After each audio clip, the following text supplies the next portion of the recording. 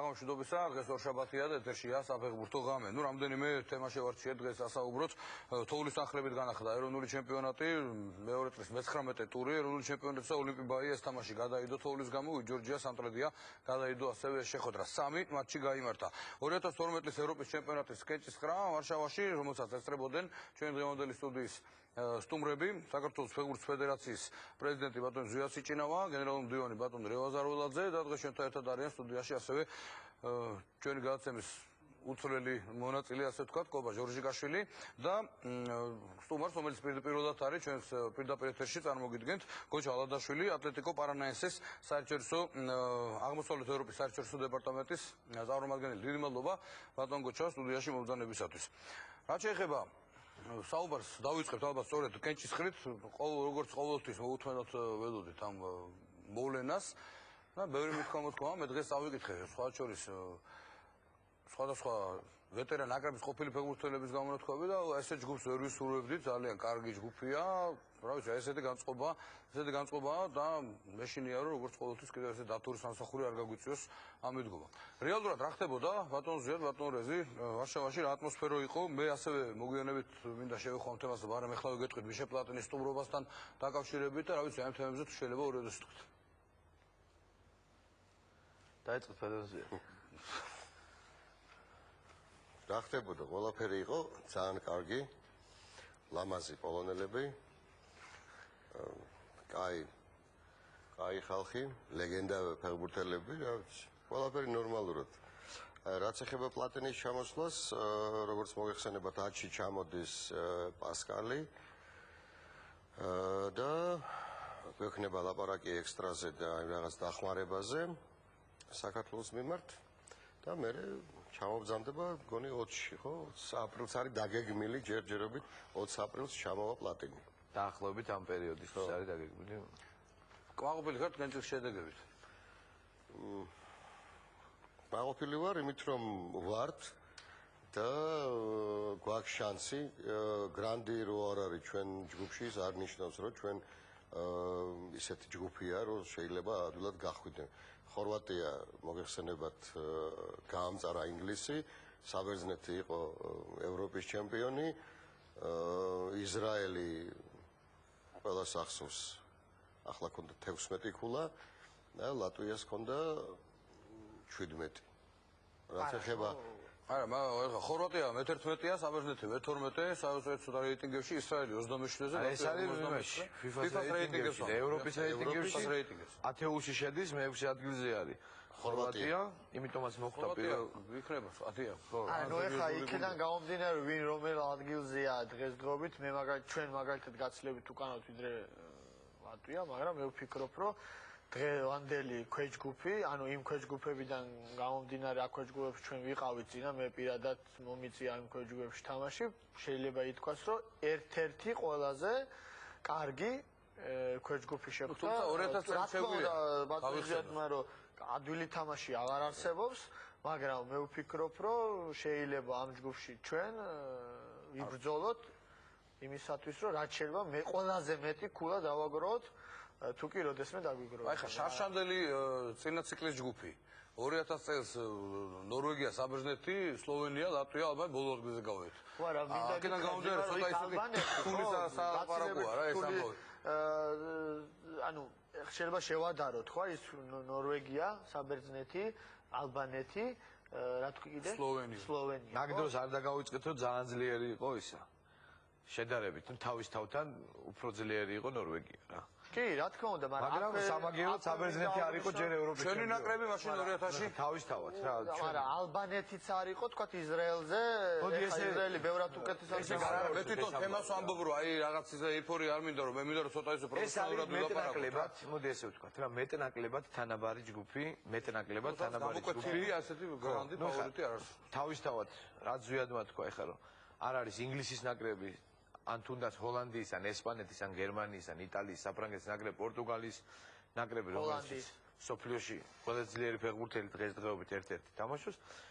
ერთი მხრივ რაღაც შეღავათია, იმიტომ რომ გარანტირებული პირველი ადგილი, მოკლედ ესე რომ ვთქვათ, მაღალი პროცენტით ამ ჯგუფში არ არსებობს. შესაბამისად, ყველა ეს გუნდები რაღაცა გარკვეულ ნაწილ ქულებს ლოგიკურად ერთმანეთს წაართმევენ რა.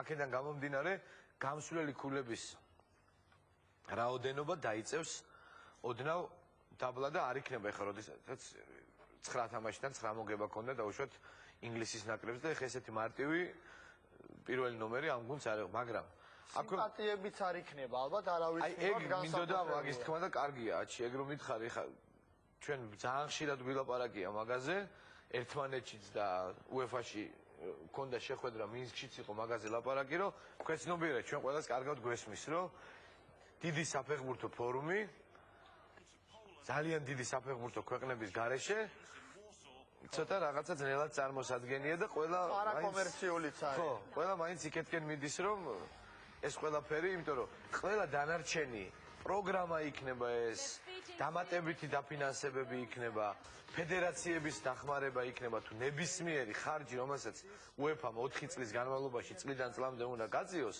ეს დამოკიდებული არის ევროპის ჩემპიონატის შედეგებზე რა, მე ვიძახი ფინანსურ შედეგებზე. ეს რამხელა მოგებაც ექნება იმის და მიხედვით შეიძლება პროგრამები გაიზარდოს, შეიძლება დაფინანსებები გაიზარდოს. აქედან გამომდინარე ყველა დაინტერესებულია იმით, რომ რაც შეიძლება მეტი გრანდი იღებდეს მონაწილეობას ესეთ ჩემპიონატებში. როგორც ჩემპიონატების ჯგუფურ ეტაპზე. ეს არის. თუმცა იქ უფრო დემოკრატიული სიტუაცია ჯერჯერობით. ალბათ ცოტა ხანში აქედაც ესე იქნება.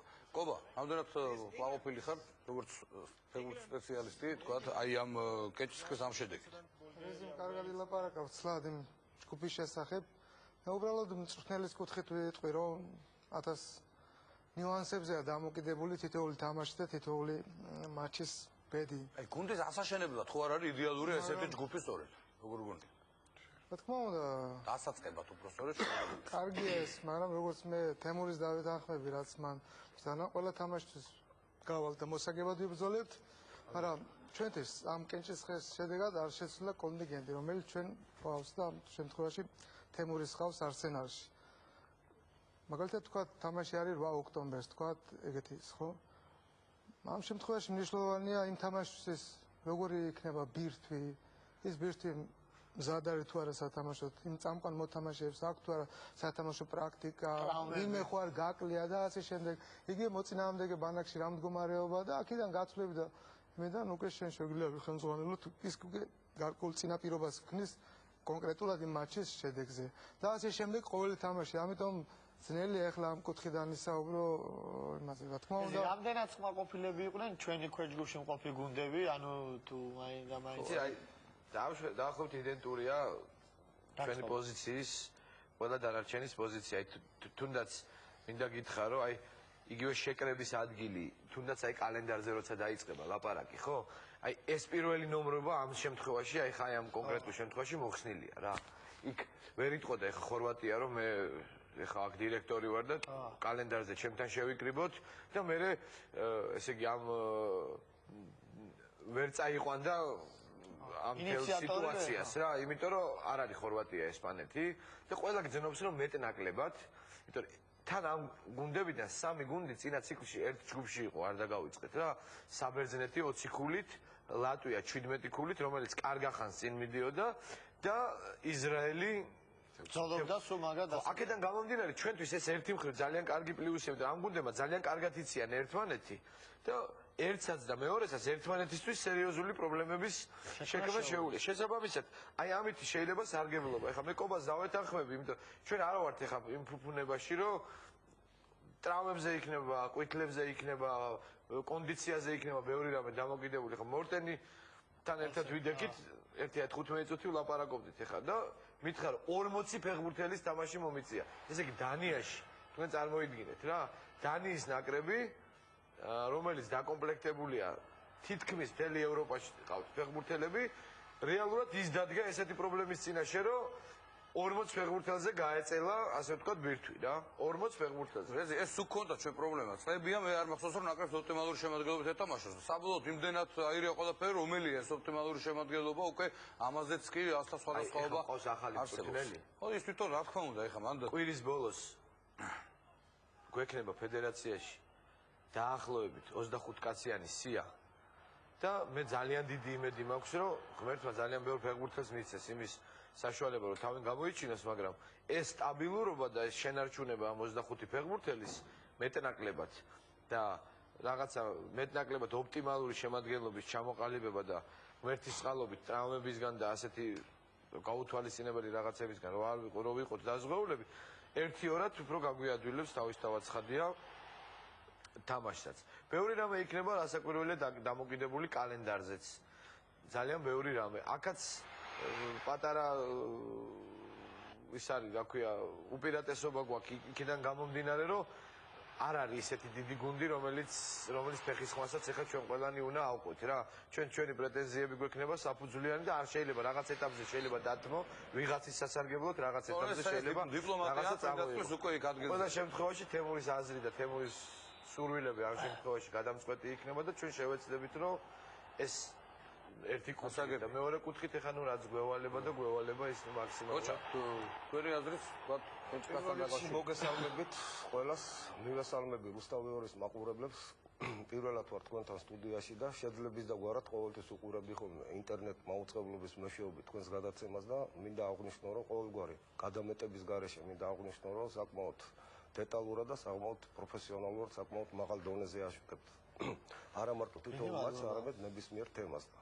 რაც შეეხება პენჭისყრას, უკვე ილაპარაკეს ბატონმა ზვიადმაც, ბატონმა რეზიმაც, ბატონმა კობამაც. კმაყოფილი ვარ მეც, ვეთანხმები რეზის მეტნაკლებად გათანაბრებული ჯგუფია, კობასაც ვეთანხმები იქ მრავალი ნიუანსი გამოყოფს თავს, იქ ტრავმა, იქ კიდევ რაღაცეები და მე მჯერა, რომ ბატონი თემური ნაკრებში მოიწევს ღირსეულ ფეხბურთელებს, რომელიც დონით შეესაბამებიან ჩვენს ნაკრებს და შექმნის ბრძოლის უნარიან გუნდს და ასე რომ მე იმედიანად ვარ, რომ ჩვენი შესაძლებლობებიდან გამომდინარე მაქსიმალურად თემური ამოწურავს იმას, რომ ღირსეულად გამოვიდეთ. მე ხელთ მაქვს რეაქციები UEFA-ზე გამოქვეყნებული უკვე საქართველოს ნაკრების მთავარი მწვრთნელის თემურ ქეცბაიას მოსაზრება შეიძლება და უფრო ძლიერ გუნდებთანაც მოხვედრილი ყავით, მაგრამ ეს არ ნიშნავს იმას, რომ პირველი თამაშები გველის ჩვენ მოედანზე გავალთ მხოლოდ და მხოლოდ მოსაგებად. ეს მისი ფრაზაა და ლევონ ჭედლიძის ინტერვიუ ასევე გამოქვეყნდა UEFA-ზე, მან თქვა, რომ დაუმარცხებელი მეტოქე ამ ჯგუფში არ არის. ნუ აქ არის ალექსანდრე სტარკოვი, ლატვიის მთავარი მწვრთნელი. ესეთი ძალიან დიპლომატიურია და ნუ ყველას უოცავს მოახლოებას ამ ევროპის ჩემპიონატის შეერჩევის ციკლის და ასევე დონ ბატიჯიგი, მალტის ნაკრების მთავარი მწვრთნელი.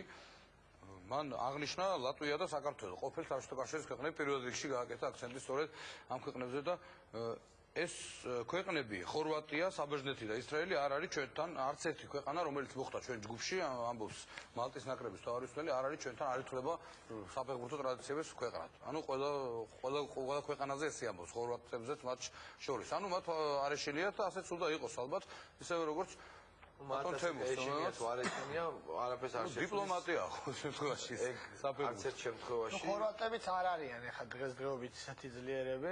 არა, აჩი, ვერ იტყვი ეგრე, ნუ ეხლა არა, ისე ვიძახი აი ეს 2-3 ისეთი ფეხბურთელი ყავთ, აი ორი შეიძლება ყავდა 7-იც, ისე ვიძახი რა, ღევანდელი გადასახადია. ედუარდო და ეს მოდრიჩი ორივე ძალიან მაგარი ფეხბურთელია. ხორვატებმა იციან ფეხბურთში შეტევაში. არა, თან მან მეორე ის თემა ის იმედი ჩვენს გვაქვს, რომ ჩვენც ეს გვექნება ეს მებრძოლის სული მოედანზე, რაც ქონდათ ხორვატებს და ჩვენ ნაკრებსაც ეს უნდა ქონდეს. არა, რაც ნაკლებად დაგოფასებენ ჩვენთვის გაიე.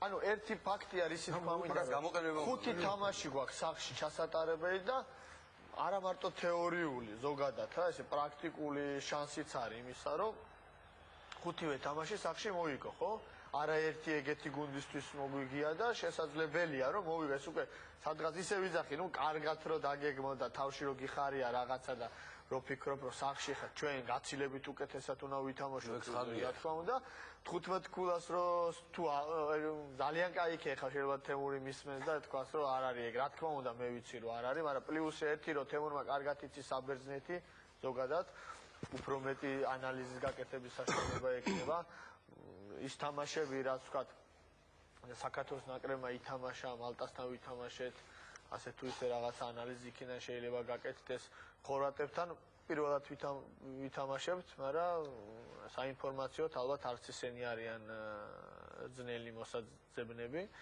იმედია რომ აი განწყობა იქნება ეს კომერციული თვალსაზრისით სამწუხაროდ რა სიტყვით ალბათ ხო არ არის ესეთი არა ნუ შემოსავლიანი ასეთ არა კომერციული ეს საერთოდ ამაზე არც იყო აქცენტი გაკეთებული არა ისე ვიძახი რა ხო არა ეს არ არის ფული მთავარია შედეგი ახლა ეს არის ომი და ჩვენ უნდა მოვიგოთ ეს ომი კარგი ჩვენ არა იმ დახმარების ფონზე ძიმა რა დახმარებას დღეს სახელმწიფო არა იმ მაგაზე საუბარია მე ვფიქრობ რომ ქულები ბევრად უფრო მნიშვნელოვანია ვიდრე ის კომერციული მხარე რა თქვა ამ შემთხვევაში ქვეჯგუფი კარგი ჩვენ შეგვიძლია ვნახოთ სიუჟეტი რომელიც სპეციალურად მომზადეთ გემოდელი საღამოსთვის და შემდეგ დავბრუნდებით პირდაპირ ეთერში 2012 წლის ევროპის ჩემპიონატის შესარჩევი 9 ჯგუფიდან F ჯგუფი მართლაც გამორჩეულია. გამოკვეთილი ფავორიტი არ არსებობს და სავარაუდოდ ყველა მეტოქე ურთიერთშეხვედრებში ქულებს დაკარგავს. საქართველოს ნაკრებს პირველი 8 კალათიდან პირობითად ყველაზე სუსტი ხორვატიის ნაკრები შეხვდა. თუმცა ეგრეთ წოდებული მე-6 კალათიდანაც საქართველოს ნაკრებს ყველაზე უხერხული მეტოქე მალტის ნაკრები ერგო. ერთადერთი ნაკრები, რომლის წინააღმდეგაც თემურ ქეცბაიას გუნდს არასოდეს უთამაშია ხორვატია. თუმცა ამ ქვეყნის ეროვნული გუნდის სელექციონერი ივო შუშაკი საკმაოდ კარგად იცნობს საქართველოს და ქართულ ფეხბურთს. როდესაც კენჭისყრის შედეგები გახდა ცნობილი, ჩემი ტელეფონი არ გაჩერებულა. მილეკავდა ყველა ხორვატი ჟურნალისტი და მილოცავდნენ საქართველოსთან ერთად ჯგუფში მოხვედრას. ერთ-ერთმა ხორვატულმა გაზეთმა იხუმრა კიდეც, რომ კენჭისყრის შედეგები შუშაკმა ჩააწყო. ეს იმიტომ, რომ ხორვატიაში ძალიან კარგად იციან საქართველოსადმი ჩემი დამოკიდებულება. რაც შეეხება ჯგუფს, ვფიქრობ, ფავორიტი ხორვატიის ნაკრებია, თუმცა მე ხორვატები გავაფრთხილე და კიდევ ვიტყვი, საქართველოს დიდი პოტენციალი გააჩნია და მასთან ფრთხილად უნდა ვიყოთ. საქართველოს ნაკრებს ჩემთვის ძალიან საყვარელი ფეხბურთელი თემურ ქეცბაია წვრთნის და მას რაღაცით სლავენ ბილიცსაც შევადარებდი. ხორვატიის ამჟამინდელ ნაკრებს ისეთი ვარსკვლავები არ ყავს, როგორც ეს 10-12 წლის წინ იყო, თუმცა ჩორლუკა, ედუარდო და მოდრიჩი მაინც განსაკუთრებული მოთამაშეები არიან. საქართველოს ნაკრების უახლოეს ამხანაგურ თამაშზე თბილისში ჩამოვალ და დაგაკვირდებით და თან მოუთმენლად ველი ჩემ ძველ მეგობრებთან შეხვედრასაც. დანარჩენ 4 გუნდთან საქართველოს სხვადასხვა ტურნირებზე არაერთხელ უთამაშია და სამწუხაროდ დადებითი ბალანსი მხოლოდ ლატვიის და მალტის ნაკრებებთან შეხვედრაში გვაქვს. თუმცა ამ ქვეყნების გუნდებთან გამართულ უკანასკნელ შეხვედრებში საქართველოს ნაკრები შესაბამისად 3-1 და 2-0 დამარცხდა. საბერძნეთთან 5 შეხვედრა და 5 წაგება. ბურთების კატასტროფული შეფარდება 3-11-თან. ისრაელთან გამართულ 4 შეხვედრაში 2 მარცხი და 1 მოგება. საქართველოს ნაკრების მწვრთნელი თემურ ქეცბაია ამბობს, რომ მისთვის ერთგვარი გამოწვევაცაა საბერძნეთის ნაკრების წინააღმდეგ თამაში. მეც მაგი ვიფიქრე ბევრჯერ თუ სიმართლე რო გითხრა, რომ აი ეს საბერძნეთის ნაკრები იმის მე რაც ნუ ეხლა მე კონდა პეზებთან პრინციპში ურთიერთობა როგორც ფეხბურთელი როგორც მწვრთნელი. ნუ ეხლა რა თქმა უნდა ვიცნობ გუნდს ეხლა პრინციპში ეხლა ჩვენთვის არაფერი ახალი არ არის, ნუ ეხლა არა მარტო საბერძნეთი, არამედ ეხლა სხვა იგივე კროატიის ნაკრები, იგივე ისრაელის, ნუ ეხლა ყველაფერი უკვე ტელევიზიის საშუალებით არის იმის ისა რომ ყველა გუნდს ეხლა გაეცნო ისე კარგად. ნუ გვექნება ჩვენ იმის საშუალება რომ ყველას კარგად გავეცნოთ, ყველა თამაში ვნახოთ. ჩვენს ბევრჯერ ვითამაშია იგივე საბერძნეთთან, იგივე რა ქვია ისრაელთან. ესე რომ ქვეჯგუფი ისეთი ქვეჯგუფია რომ არ არის არაფერი ასეთი თამაში ადვილი. ფედერაციაში მომავალი მატჩებისთვის მზადება უკვე დაიწყეს. ჯგუფის კალენდარი კი 6 მარტს ათენში შეთანხმდება, სადაც 6-ვე მონაწილე ნაკრების წარმომადგენელი შეიკრიბება. უნდა შევხვდეთ საბერძნეთში, ყველა ჩვენი ჯგუფი და იქ უნდა მოვილაპარაკოთ და მოლაპარაკება თუ არ შედგა, მაშინ 9-ში UEFA ჩაატარებს კენჭისყრას და დაგვინიშნებს თამაშებს. უნდა გადაუხადოთ საბერძნეთს პატივცემა იცი როგორ მოიქცეს თემურის მიმართ, მალტას უნდა დაუბრუნოთ ის 2-0, ხორვატებს უნდა დაუბრუნოთ ინგლისის ვალი. კენჭისყრის შემდეგ უჩვეულოდ დიდია გულშემატკივრების ოპტიმიზმით. გამოკითხულთა უმრავლესობა დარწმუნებულია, რომ თემურ ქეცბაიას გუნდს ჯგუფური ეტაპის დაძლევა შეუძლია. ყველაფრის შანსი. გვაქვს ან არა, მაგრამ უფრო გვაქვს, იმიტომ რომ ახალი პრეზიდენტია, ახალი აზრია, ახალი საქმეა და უნდა იყოს რა რაღაცა უნდა მოხდეს, აბა ესე არ იქნება ყოველთვის. საკმაოდ კაი ჯგუფი შეგვდა, გამოკვეთილი ლიდერები არ აკვავს, რაც ჩვენ შანსებს ზრდის. ან თუ პირველი ადგილზე ხა დიდი შანსები არ გვექნება, მაგრამ თუ ვიბრძოლებთ ალბათ და კარგად ვითამაშეთ, მეორე ადგილზე გასვლის შანსი გვექნება. ყველაფერს ავიტანთ და ნახდათ სიყვარული გულით უბალილში კი ჩვენ ნაკრებს რა იმენად რა. საქართველოს ნაკრები ქეცბაიას ხელმძღვანელობით პირველ ამხანაგურ შეხვედრას 3 მარტს ესტონეთის ნაკრების წინააღმდეგ თბილისში გამართავს. სწორედ ამ დღიდან დაიწყება ნაკრების მზადება უკრაინა-პოლონეთისკენ მიმავალი რთული გზისკენ. ესეთი სიტუაციაა, უთეთ შეხვედრების ციფრებია, სტატისტიკა, რომელიც დარჩება, ასე ვთქვათ, ისტორიაში. თემურს თუ ელაპარაკეთ, მე მაინტერესებს მისი აზრი, რითი ჯობია დავიწყოთ როგორ ხო, ეს უნდა მეკითხა, სტრატეგია, ვთქვათ, კალენდრის ჩამოყალიბება. ჩახვალთ, მაგრამ აი რაღაცა ჩვენისთვის საუკეთესო ის როგორ, ანუ თემურისგან თუ იცით. მე ესე წარმომიდგენია, რომ თუ დავიწყებთ სახში ან ისრაელით ან ლატვიის თამაშით, ჩვენთვის ეს იქნება იდეალური ვარიანტი, არა ყველაზე სუსტით მაგალითად მალტის თამაშით რა, არამედ უფრო ისეთი გუნდით შეიძლება არ იყოს ცუდი საბერძნეთთან სახში პირველი თამაში, იმიტომ რომ საბერძნეთის ნაკრები მაინც ჩემპიონატ მოვლილი იქნება და კაცმა არ იცის როგორი პერიპეტიები ელოდება ამ ნაკრებს. ხო, ზეხაგელის განცხადებაც არის, ჩვენ ეხლა ვფიქრობთ მხოლოდ სოფლიო ჩემპიონატზე და იქ იმაზე არ ფიქრობენ, რა თქმა უნდა. როგორ გამვითარდება სოფლიო ჩემპიონატზე მოვლენები, სადამდე მივა ნაკრები დაუშვათ დაიღლება, არ დაიღლება, იქ შეიძლება პრობლემები გაჩნდეს, ისე ცუდად ითამაშოს. ფაქტია რომ დაიღლება ეხლა. არა, ისე ცუდად შეიძლება ითამაშოს.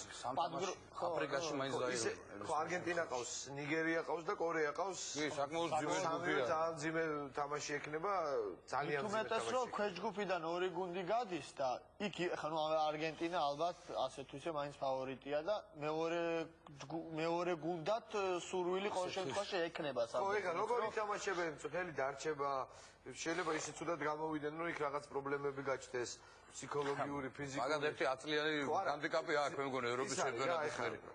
მაგ კუთხით ეხლა საბერძნეთის ნაკრებზე ცოტა რთულია. თემურს ხო არ უთქვავს რა, როგორ ჯობია, შენ კი იძახი რომ ესე ჯობია. ხო, დაახლოებით ალბათ ერთ აზრზე ვართ რა ყველა. იყო რომ პირველი თამაში გვინდა სახში ლატვიასთან 3 ქულა, გასვლა მალტაში 3 ქულა, მიღება ებრაელების 3 ქულა და გასვლა საბერძნეთში 1 ქულა. ჩვენ ბატონო 9 ქულა გავიღეთ პირველ 3 თამაში. მერე? მერე უკვე აბა რა აზრია, გახლა ჩვენ რომ დავჯდეთ. აი ღმერთმა და მოგცა ეგეთი ჯგუფი, სადაც შეიძლება ბრძოლა.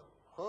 არ არის გერმანია, არ არის ესპანეთი, არ არის საფრანგეთი, რომ დავჯდეთ და ვთქვათ, კარგით, აქ წავაგებ, მაგრამ აქ უნდა ამოვკაჩო. კი, არა, მართალი დადებით, მე კი არ გეწინააღმდეგები. და მოვიგოთ, აი ეს ამ მიმით უნდა გავიგოთ. არა, განწყობა რა თავარია ფსიქოლოგია იყო, ზუსტად ისევე ვფიქრობ მე და გაცილებით ალბათ უფრო მეც, იმიტომ რომ მე თვითონ ვიცი, რომ სახში ეხა მალტასაც უნდა მოუგო, ისრაელსაც უნდა მოუგო, საბერძნეთსაც უნდა მოუგო.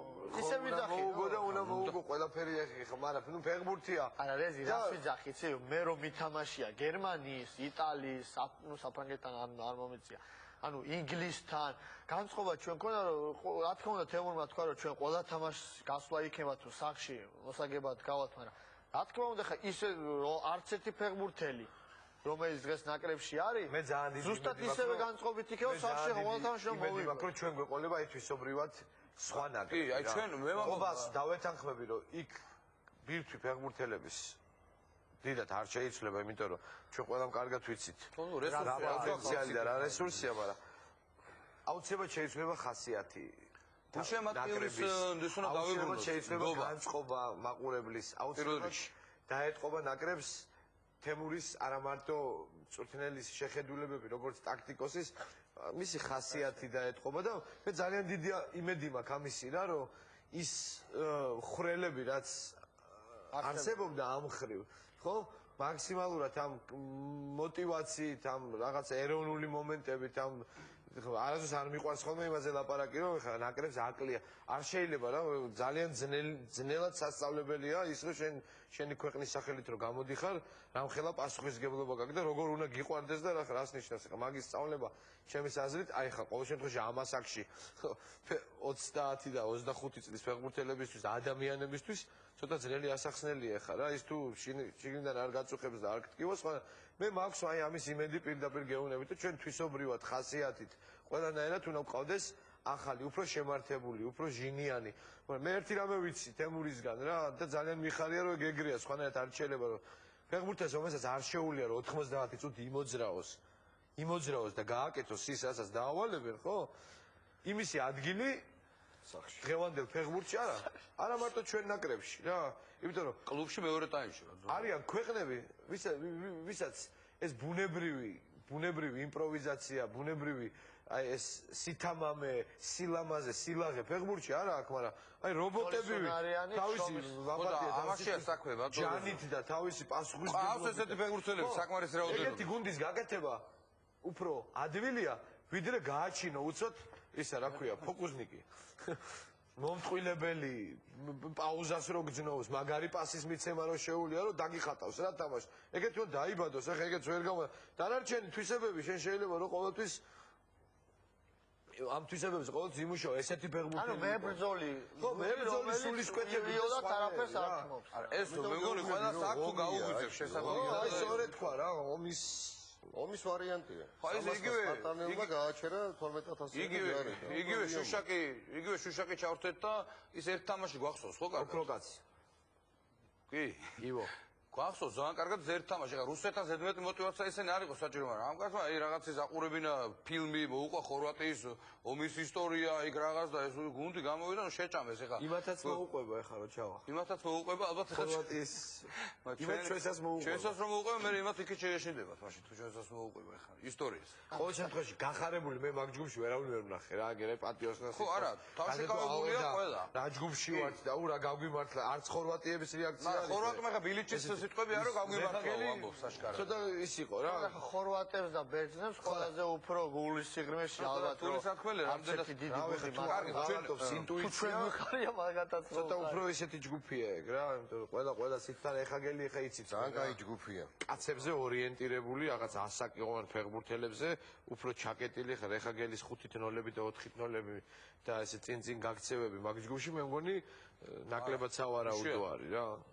რა 50 წლის მეკარე უდგას კარებში დღემდე და ნუ არ აყავს უკეთესი. კარგად. ხო და მაგას ვიძახი ახლა შეგ რეზიმ რაც თქვა რა ასაკობრივ. არა, რა შეიძლება ხა რა საბერძნეთს ფეხბურთს გაუგო მან ალღო და ჩვენ მწვრთნელები ვიყავით ათენში და იქ გითხრეს რომ ბერძნული ფილოსოფია ჩვენი არისო, ჩვენ არავის თავზე არ ვისხმევდითო, თავს ვიცავდითო და კონცერტები თამაშობდითო, მე ეს ფეხბურთში გადავიტანეთ ეს ჩვენი ხასიათი და ნამდვილად საბერძნეთის ნაკრები ბევრ გოლს არუშევს და ბევრი გოლი გააქვს და რაციონალურად თავის შესაძლებლობებს იყენებს და ახერხებს აი იგივე ბოლო უკრაინას გასვლა მოუგო იქ უკრაინაში და იმით გავიდა სოფლიოზე.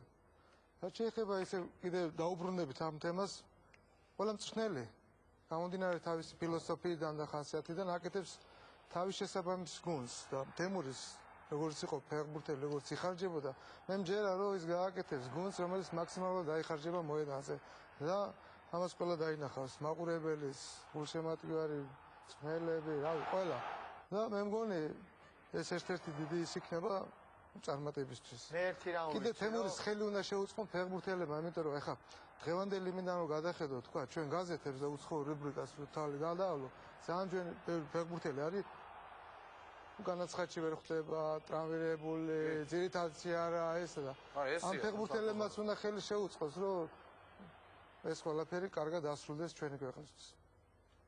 აი გოჩა, თქვენ შორს ხართ ხო, როგორც ბრაზილიაში ხართ და ნუ რან ხშირად ვერ ჩამოდიხარ, აი თქვენ მე ფაქტიურად მოწყოტელი ვიყავი და მხოლოდ ინტერნეტის და იმის მეშვეობით მქონდა ხოლმე ინფორმაცია, მაგრამ ჩემი აზრით ჯობია, როგორც ბატონმა ზვიადმა ბრძანა და ყველამ, რომ პირველი 3 ტური რაღაც მაქსიმალურად მოვაგროვოთ ქულები, ფსიქოლოგიურად ამაღლებული იმაზე იქნებიან ფეხბურთელები და მე კიდევ მინდა მოკლედ თქვა, რომ თემურ ქეცბაია, როგორც მწვრთნელი თავის ხელს დაატყობს გუნდს და ბევრი რამ შეიძლება ნაკრებში და მე დარწმუნებული ვარ, რომ ჩვენ ნაკრები ღირსეულად თავის შესაძლებლობებს მაქსიმალურად გამოიყენებს, რომ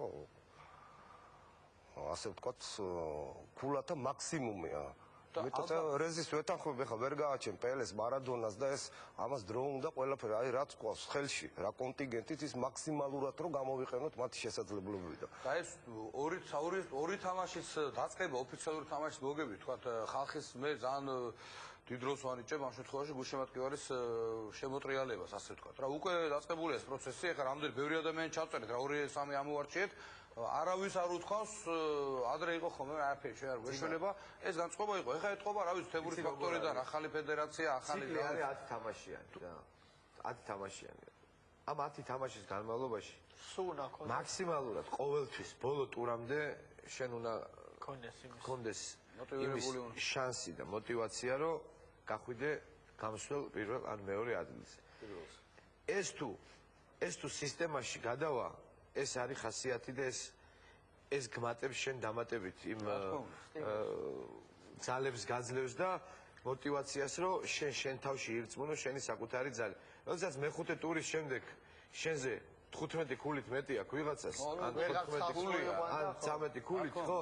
ფეხბურთი და კარგავს ჩვენთან ყოველ შემთხვევაში ეს ნიჰილიზმი იმ წუთშივე ჩდება, ეს ეთყობა გულშემატკივარს, პირველივე ცუდი თამაშის შემთხვევაში, პირველივე გაფუჭებული მომენტის შემთხვევაში იმის მაგივრად ესეთი არის ჩვენი გულშემატკივარი, ესეთი არის მისი გემოვნება, ესეთი არის მისი პრეტენზიები და ვისაც უნდა ამ პროფესიაში რომ იყოს და ფეხბურთი ითამაშოს, ხო? სუსტად სამსახურში როგორც არის რა, რომ გინდა კაი სამსახური ძმაო და მაღალი ხელფასი იმ შენი უფროსი როგორიც არის, მოიქეცი ისე რომ იმას შეეწყო, რომ დიდი ხანი იყო იქ სადაც ქსიამუნებს და ხარ. ესეთი არის დღევანდელი ჩვენი მდგომარეობა, ესეთია ჩვენი გულშემატკივარი. ამიტომ რაც უფრო ბოლომდე გვექნება ყოველთვის გასვლის და გამარჯვების შანსი, მით უფრო დიდი იქნება და თქვენ არასოდეს აღარ დაგჭირდება ჩვენ არ ზედმეტად ვინმეზე თხოვნა რომ სტადიონ ხა პირველ არხზე დაგვირეკეს რომ დობას მოიმატებს. ვიტყვით ალბათ მაგასაც მე რომ ისე ხალხის მოყვანა მენეჯმენტის სწორე და მენეჯმენტი ხან სწორია რომ ხალხი თასოთ მოიყვანა. ნაკრებს ეგ არ უნდა ჭირდებოდეს. რომ სამსახურისთვის მომენტი დაიჭირო ისეთი რომ ფასი ისეთი, მაგრამ ჩვენ სხვადასხვა ვეთანხმეთ რომ ნაკრებს არ ჭირდება ფან-კლუბი ასეთ ქვეყანაში რა, ნაკრებს. არ ჭირდება. უნდა მოვიდე ყველასია ნაკრები და ყველა უნდა მოვიდეს რომ არის ისეთი რომ აი ხვალზე მნიშვნელოვანია შენ და ეხლა ბულგარეთის თამაშზე $20 რო ყოფილიყო ბილეთის ფასი თვითმფრინავი შეიძლება აღარ წამოსულიყო ხალხი ხო? ხო შეიძლება რომ ესეთ რამ მოხდეს. გადამწყვეტი მნიშვნელობა აქვს თამაშის თვითონ თამაშის მნიშვნელობას. ეს თამაში შენ იმ ფერხულში გტოვებს თუ არა? ხარ იმ აბოიმაში კიდე? თუ არა ხარ? თუ შენ თამაში არის რიგითი თამაში, რომელიც ვერც წინ ვერ წაქცევს და ვერც უკან და რაღაცა მოგონილი კოკა-კოლას რეიტინგისთვის თამაშობ, ხო? კოკა-კოლას რეიტინგში სულ ბოლოში ვიქნები და ის როცა ყველაზე ძალიან ჭირდება ჩემ ქვეყანას და ჩემ ნაკრებს მოგება და ჩემს იმას ხალხს გულშემატკივარს იქ მომაგებინა და ორ ადგილს კიდე დავთვალ უკან წავალ რა. კარგით, ეხლა ნახოთ ჩვენ სხვა გუნდები როგორ დასრულდნენ ევროპის ჩემპიონატზე, უმზადებული გვაქვს რეპორტაჟი და დაუბრუნდებით კვლავ პირდაპირ ეთერში. პოლონეთის კულტურის სასახლეში ევროპის 51 ქვეყნის ნაკრები 9 ჯგუფში დაწყულდა. 2012 წლის ევროპის ჩემპიონატზე ასპარეზობა მხოლოდ მასპინძლებმა უკრაინის და პოლონეთის ნაკრებებმა გაინაღდეს. დანარჩენ გუნდებს კი ორწლიანი ურთულესი გზის გავლა უწევთ. სპეციალისტებმა განსაკუთრებით მე-7 ჯგუფი გამოარჩიეს, რომელშიც 5 გუნდია და ევროპის ჩემპიონატის საგზურს მხოლოდ ერთი ნაკრები მოიპოვებს. ინგლისი, შვეიცარია, ბულგარეთი, უელსი და მე-5 კალათის ერთ-ერთი უძლიერესი მონტენეგროს ნაკრებები სწორედ ამ ჯგუფში ასპარეზებენ. ინგლისის ნაკრების იტალიელი მწვრთნელი ფაბიო კაპელო დარწმუნებულია, რომ ყველაზე მეტად სწორედ მის გუნდს არ გაუმართლა. თავარი კონკურენტი შვეიცარიის ნაკრები იქნება. ამ გუნდს არაერთი ძლიერი ფეხბურთელი და რაც თავარია უძლიერესი მწვრთნელი ხავს. ძალიან ძლიერი ჯგუფია. კაპელოს ჟურნალისტებისგან გაქცევაც მოუხდა, როდესაც მედიის წარმომადგენლები მისგან ტერის ნაკრების კაპიტნობიდან გადაყენების კომენტარს ითხოვდნენ. არა, არაფერი მკითხოთ ტერის შესახებ, კომენტარს აღარ ვაკეთებ. სპეციალისტები მოუთმენლად ელიან ამავე ჯგუფის ბრიტანულ დაპირისპირებას. უელსის ნაკრების გამოცდილი მწვრთნელი ჯო ტოშაკი თვლის, რომ კარდიფში მილენიუმ სტადიონზე ინგლისის ნაკრებს საკმაოდ უსიამოვნო 90 წუთის გატარება მოუწევს. ინგლისი ჯგუფის ფაქტობრივი ფავორიტია, მაგრამ ეს ბევრს არაფერს ნიშნავს. ძალიან კარგად ვიცნობ ინგლისურ ფეხბურთს და იმ გზებსაც როგორ დავამარცხოთ ეს ნაკრები. კარდიფში ჩვენ ნებისმიერი გუნდის მოგება შეგვიძლია. სპეციალისტების მოსაზრებით ყველაზე მეტად ესპანეთის ნაკრებს გაუმართლა. მე-9 ჯგუფში ვისენტე დელ ბოსკეს ნაკრები ჩეხეთის, შოტლანდიის, ლიტვის და ლიხტენშტაინის ნაკრებების წინააღმდეგ ითამაშებს. ფავორიტები ვარ, თუმცა არ უნდა დაგვაუწყდეს, რომ თანამედროვე ფეხბურთში ძალები გათანაბრდა და უბრძოლველად ვერავის დაამარცხეს. ტრადიციულად გაუმართლა რუსეთის საფეხბურთო ნაკრებს. მათთან ერთად სლოვაკეთი, ირლანდია, მაკედონია, სასონხეთი და ანდორის ნაკრებები ითამაშებენ. გერმანიას კონკურენციას თურქეთის და ავსტრიის ნაკრებები გაუწევენ. იტალიასთან კი სერბეთის გარდა ანგარის გასაწევი ჩრდილოეთ ირლანდიისა და სლოვენიის გუნდებია. საკმაოდ რთული გზის გავლა მოუწევს მეხუთე ჯგუფში მოხვედრილ ჰოლანდიის გუნდსაც, სადაც შვედეთი, ფინეთი, უნგრეთი და მოლდოვა ითამაშებს. 2012 წლის ევროპის ჩემპიონატის შესარჩევი ეტაპის მატჩები 2010 წლის სექტემბრიდან დაიწყება. ესეთ სიტუაცია, ვერი პროგნოზები გამოითქვა, სხვა რეაქციას ვნახეთ ხელების და საინტერესო ფაქტი არის, ალბათ თვითონ ეს ტერის და კაპელოს საუბრობდით ჩვენ ამაზე, ეს ცვლილია და ასე კუთვნის გადამწყვეტი სიტყვა, თან იქ იმდენად უხერხული სიტუაცია, როგორც ჩანს, რომ ხმამაღლა ამის მოყოლა მას არ სურდა და მოიცილა დიპლომატიურად ჟურნალისტებს. არ მოყვებით ხმამაღლა მაგამ ბავშვი.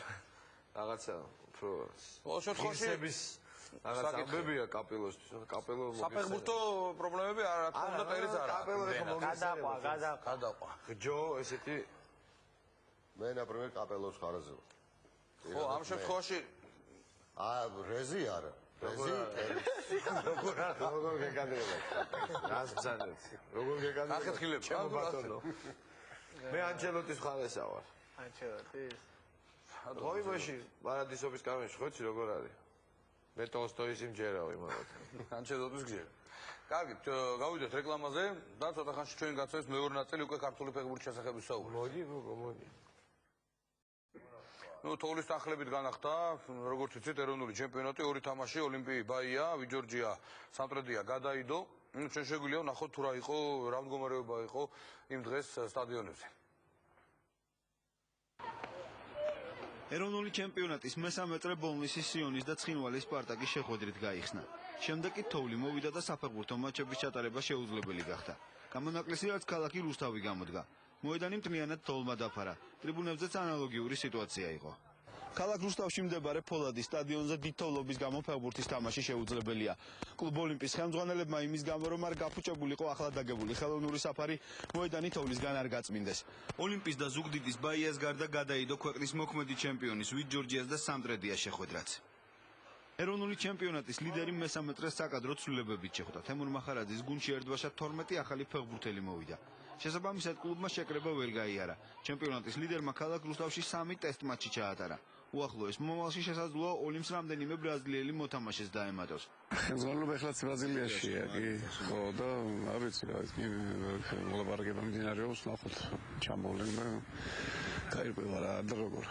რაც შეეხება ამ იძულებით შესვენებას გამოვიყენებთ მაქსიმალურად. შეკრებაზე მეწახვით და ახლა დაკომპლექტებული გუნდით უნდა გაიარო ნორმალური ორი შეკრება და მერე უნდა დაიწყო ჩემპიონატი. მიზანი არის ისე ის, რომ გუნდი გახდეს ჩემპიონი. იძულებით შესვენებას ოლიმპის ფეხბურთელები კიდევ უფრო შესათამაშებლად გამოიყენებენ.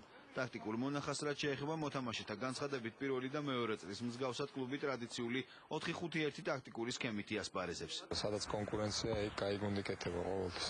რაც შეეხება 12 ახალ ფეხბურთელს ჩვენ გქონდა დრო უკვე 2 თუ 1 დავალ და შევთამაშეთ. ფიქრობ რომ დაძაბული ჩემპიონატი იქნება ეხლა, მაგრამ ვიბრძოლებ გუნდი შევთამაშეთ. უკვე შევეწყვით გუნდში კაი სიტუაცია არის.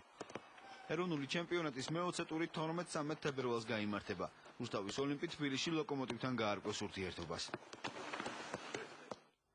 ჩემპიონატის ლიდერი ერთპიროვნული რუსთავის ოლიმპი, მიუხედავად იმისა, რომ ამ გუნდს არ უთამაშია, თოვლის გამო პაინც ათრონოსხლის პირველ ადგილზეა და როგორც ჩვენ ნახეთ, შეეცეთ სიტუაცია შექმნილია საკადრო ცვლილებების გამო, ბევრი ფეხბურთელი ცვლილებებია როტაცია შემადგენლობისა, ხელმძღვანელობა ეხაც იმყოფება ბრაზილიაში, როგორც განაცხადა ბატონმა თემურმა, ეს ადამიანი კი, რომლის გუნდიც, ასე ვთქვათ, ამარაგებს რუსთავის ოლიმპს ფეხბურთელებით, არის დღეს ჩვენთან სტუდიაში. ბატონ გოჩა, გრძელდება ხო, როგორც ჩანს, მჭიდრო თანამშრომლობა ატლეტიკო პარანაენსესა და რუსთავის ოლიმპს შორის და რეალურად რა სიტუაცია ხარ, რამდენი წელიწადი გავიდა ხო თუ არ ვცდები? 6 თვე გავიდა რა. ნახევარი წელი ახლა. ივლისის თვეში და თანამშრომლობა გრძელდება, როგორც აღნიშნეს ტელევიზიით. ბრაზილიაში იმყოფება ბატონი დავით კირკიტაძე. როგორც გვაქვს ინფორმაცია, იგი შეხვდა ატლეტიკოს კლუბის დირექტორატს, გააცნეს სტრუქტურა და ძალზედ, ასე ვთქვათ, ცოტა აღფრთოვანებულიც დარჩა. ბატონი დავით თვითონ ჩამოვა და ალბათ კონკრეტულად თვითონ მოყვება ყველაფერს ამას. და რა თქმა უნდა, კლუბის ხელმძღვანელობა ფეხბურთელებს შეარჩევს იმ პოზიციაზე, რა პოზიციაზეც თვითონ ჩათვლიან და რამდენ ფეხბურთელსაც ჩათვლიან. წვდელი რო არ არის, ცოტა ხო არ ართულებს ეს სიტუაცია. სად არ არის მწმელი? ცნობილებს ხო უნდა ნახოს თქვა ის ფეხბურთელები რომ კლუბის ხელმძღვანელობა გადაწყვეტს, ეხლა იქ ალბათ ხშირი მისვლა-მოსვლა იქნება რა, წელიწადში ალბათ 3-ჯერ, 4-ჯერ, 5-ჯერ თუ 2-ჯერ, ამდენჯერაც თვითონ ჩათვლიან საჭიროთ, იმდენჯერ წავლენ, ალბათ მომავალში ბატონი თემურიც წავა და შეარჩევენ იმ დონის ფეხბურთელებს, ანუ იმ პოზიციაზე, რა პოზიციაზე თვითონ ჩათვლიან და ატლეტიკოს სტავს საკმაოდ მაღალი დონის ფეხბურთელები, ეხლა მე არ ვიძახი კაკა და ისინი, მაგრამ ყავთ. ნუ აი აკინოს დონის ფეხბურთელები? კი, ამიტომ ჯობია თვითონ ჩავიდნენ, თვითონ ნახონ, შეხედონ და თვითონ შეარჩიონ. აი არის ყველაზე და რა მათი რეკომენდაციით შეიძლება 3-მა გაამართლოს, 2-მა ვერ გაამართლოს. ამიტომ ჩემი აზრით ჯობია ბრაზილიელებს რამდენად აქვთ იმით სურვილი, რომ საქართველოში ითამაშონ. ეხლა მე ბრაზილიაში არ ყოფილვარ, რა თქმა უნდა, ეხლა ტალანტებს თუ გულისხმებთ, ტალანტებს ალბათ უფრო ევროპისკენ უჭირავთ თვალი, დიდი გუნდებისკენ, მაგრამ არიან თქვა ნაკლებად ნიჭი, ნუ თუ იმ გრანდებზე არ ვიძახთ რა თქმა სახელებთან ჩამოთვალეთ, მაგრამ იმ ბრაზილიელებისთვის რამდენად მნიშვნელოვანია საქართველოში წამოსვლა, როგორ ფიქრობთ? ეხლა ახალგაზრდა ბრაზილიელი, მე რო ვიყო ეხლა ბრაზილიელი, რატო უნდა მომიდეს? ან ფულის ხათრით, ან რაღაცა უკეთესი პირობის ხათრით, თუ აი რისი ხათრით, რას ფიქრობთ? ეხლა თქვენ უფრო ვიცით მათი მენტალიტეტი, რა სურვილები აქვს? მაგალითად, აი ნებისმიერ კლუბს ბრაზილიის უმაღლეს ლიგაში მოთამაშე და იგივე სერია B-ში საკმაოდ ძლიერი ჩემპიონატია, მაღალი დონეა სერია B-ში. თვითონ გუნდს ყავს 40-45 ფეხბურთელი.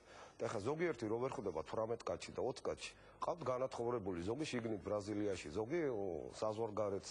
და ასე რომ ფეხბურთელისთვის საინტერესოა რომ ის თამაშობდეს და სათამაშო პრაქტიკა ქონდეს. საქართველოში? კი. არა, საქართველოშიც რატო არ შეიძლება და საქართველოს ისინი ფიქრობენ რომ ერთ-ერთი ტრამპლინი იქნება რომ შემდეგ უფრო უკეთეს გუნდში მოხვდებიან რა და ასე რომ თქვენ არ ვიცი რამდენად იცით ახლა დღევანდელი საქართველოს ჩემპიონატი რამდენად არ ვიცი იცით თუ არა უბრალოდ მაინტერესებს თუ იცით მითხარით რამდენად განსხვავდება ჩვენი ჩემპიონატი დონით ბრაზილიის თამაშებს ვაკვირდებით აი საქართველოს ჩემპიონატის დონე შეგვიძლია ბრაზილიის იქ არის 4 ლიგა ხო სერია A სერია B სერია C და ეხლა გააკეთეს სერია D აი საქართველოს ჩემპიონატი აი სერია D მეოთხე ლიგის დონე რა აი მაგას იმიტომ მესამე ჯგუფში ძალიან სერიოზული გუნდები არიან ბრაზილიის თასზე რომ მიმდინარეობს თამაშები თქვენც თუ გადახედავთ იქ მონაცემებს მესამე ლიგის გუნდები აგდებენ უმაღლესი ლიგის გუნდებს ხოლმე თასიდან და ეს ინგლისში ხდება ხოლმე ბოდიშვილი მესამე ლიგას შეგვადარეთ ანუ ხო რამდენი გუნდი მონაწილეობს არა D მეოთხე ლიგაც არა აი როგორც მეოთხე D მესამეა არა D მეოთხე ანუ მეოთხე დონის ბრაზილიური მეოთხე ლიგის დონე ვარ ჩვენ მაგრამ იქ მეოთხე ლიგაში ძალიან სერიოზული გუნდებია სანტა კრუზი ისინი რომელიც 3 წლის უმაღლეს ლიგაში თამაშობდნენ რა და ფინანსური თვალსაზრისით ფინანსური თვალსაზრისით შედარება მაინტერესებს მეოთხე ლიგის ბიუჯეტი ეხლა ვიგეთქვით ეხლა ყველა კლუბის ბიუჯეტი არ ვიცი არა დაახლოებით აი დაახლოებით მე მუშაობდი ბრაზილიის ჩემპიონატის მესამე ლიგაში ოფის მომზადების თუნელად ცენტრალ კარუარო ფეხბურთელებს ჰქონდათ აი რეალებში თქვა იწყებოდა 3 ზოგს 4 ზოგს 5 ზოგს 6 ზოგს 7000 ეს არის დაახლოებით იწყებოდა 2-დან აი მე ვამბობ მესამე ლიგი 2 3 4 5 გააჩინა ფეხბურთელის დონე დოლარი თუ დოლარებში ხო და ერთი ლეონარდო თამაშობდა რომელიც იმას 12000 რეალი ქონდა ბრაზილიის ნაკრებში მესამე ლიგაში და კრუზეიროში რამდენი გუნდია მესამე მეოთხე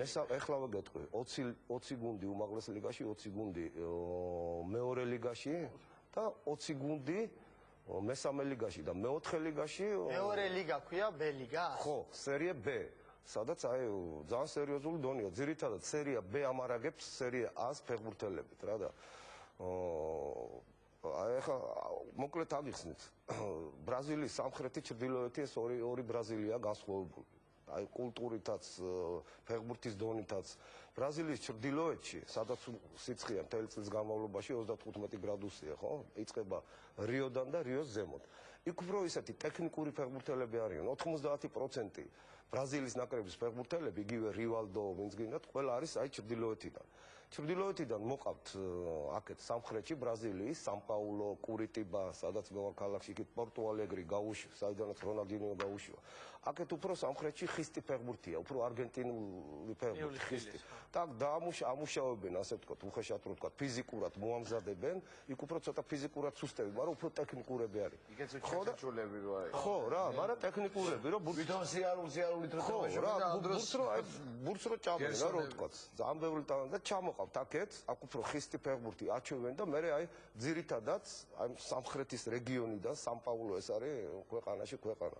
ეს არის ფეხბურთის აი სან-პაულოს შტატის ჩემპიონატი, რომ იცოდეთ, აი თითქმის ბრაზილიის ჩემპიონატის დონისაა რა, კორინთიანსი, პალმეირას, ეხა იქ ეს თვითონ აზრდებენ ექსპორტისთვის მაინც. კი, ექსპორტი. მაგრამ ხელფასი აქვს იმას 10,000. ტალანტები არილებო ბრაზილიაში, ყველა კლუბს ყავს 40, 45, 50 პროფესიონალი ფეხბურთელი რა და იქ 18 კაცი ახლა მაგალითად აკინომ ჩემპიონატი დაიწყო ძირითადში, წელს რამდენიმე თამაშები ითამაშა, თამაშობდა ასევე რესიფში, სპორტი რესიფში, უმაღლესი. ხო, რესიფში და იქ კონკურენცია იმდენად ძლიერი პატარა თუ ერთ ადგილზე ყავთ ორი ფეხბურთელი და სამი ერთნაირი დონის, რა თვითონაც უჭირს ხოლმე.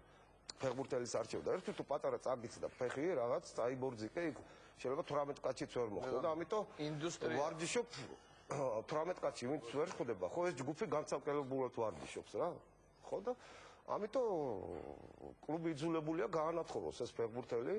ბატონო ჯაკინოზეც გითხარით თუ შეიძლება თქვა რაღაც ორი. არა, ეხლა აინტერესება არის ხო რაღაც მე ვიცი რომ წაყვანა. ჩემ ეხლა მე ძიმა 11 წელი ბრაზილიაში ვცხოვრობ. ჩემი თვალი ასე უხეშად ვთქვათ გამძღარია რა ასე ბევრი ასეთი ფეხბურთელები. რა თქმა უნდა არის ეხლა აკინო ბრაზილიაში ითვლება საშუალო დონის ფეხბურთელად რა ესე. დავახასიათებ. საშუალო დონის ფეხბურთელად 22 წლის 23 წლის ბიჭია 86-იანია ის ფრაგაც. და საკმაოდ ასე ვთქვათ ნორმალური ფეხბურთელია საქართველოს ჩემპიონატი. როგორ?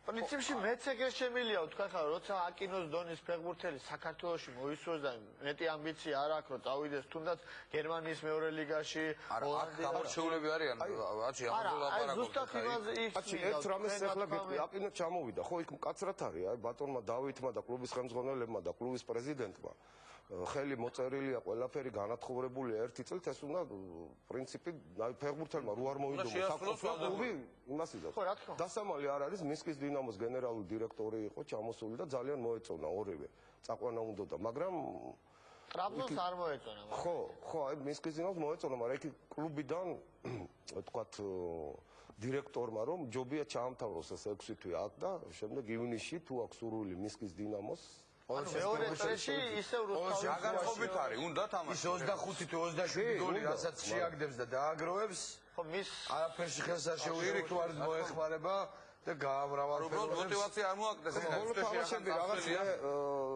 ბოლო სამ ტურს უყურე რა, როდესაც ჩამოვედი და რაღაც ცოტა უმოტივაციოდ იყო რა ეგ ბიჭი რა, თავიდან რო დაიწყო იმათ იყო რა, მაქსიმალურად გამორჩეული იყო ეხლა. მაქსიმალურად სწურავდა თავის შესაძლებლობებს. ამბები რაც არის და რატო გონია რომ ეგ უკეთესია ეხლა, ხო არის ის. ფულია იცი მაგათ ჩვენ მინსკში ვიყავით და უთხარით რომ მინსკი კაი. გაჭირვებულია ხო ეხლა ბრაზილია პრინციპში უნდა გაჭირვებული არა, მე ისე ვიძახ ქვეყანა სადაც ამდენი ფეხბურთელია ხო?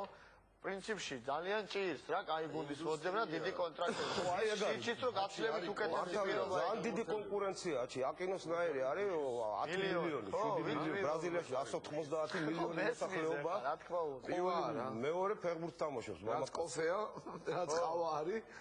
ალბათ ესეთივე ინდუსტრიაა რა. ერთ შეკითხვა მაქვს რა ბოდიშვით ბარემისა. დასწრება მესამე მეოთხე ლიგაში. მე მაინც ახლა რაღაცაერთი ხდება მაინც რომ საქართველოს ჩემპიონატი თუნდაც ბრაზილიის მესამე და მეოთხე ჩემპიონატს შეიძლება რომ შევედგა.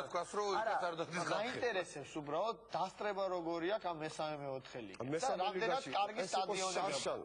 რეკორდული ის იყო შარშანცი.